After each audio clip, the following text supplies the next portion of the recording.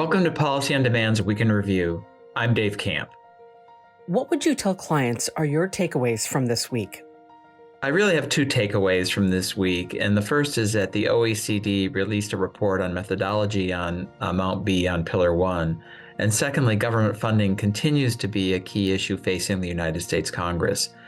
And while the House Elected Leadership Committee, or ELC, which is an advisory committee to the Speaker of the House, met in Miami earlier this week and tried to address ways to resolve the government funding issue, there still is really no clear path forward on how these looming deadlines on government funding, which are set to arrive on March 1st and March 8th, where the current continuing resolutions will run out.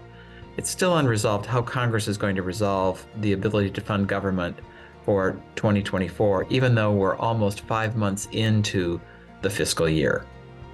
Which question related to policy did you get asked the most, and how did you respond?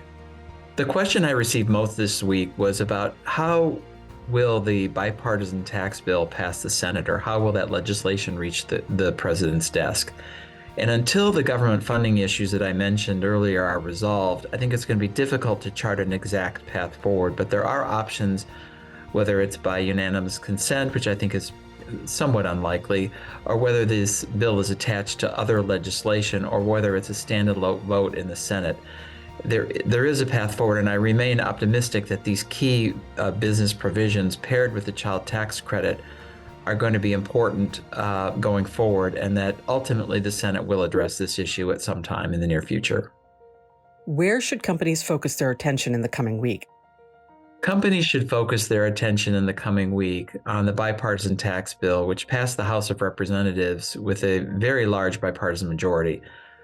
And it's important for companies to make the case how important these provisions are for the kind of investment, job growth that really brings benefit to their workers and their families and the communities they live in. How that's important for really continuing to grow and expand our economy. So this is really a critical time. The relationships that have been built over the years are especially important, as business really must continue to urge the Congress, the Senate particularly, to adopt this legislation. And then secondly, I think it's not too soon to begin planning for what may happen in 2025 when business provisions and individual provisions expire in the TCJA.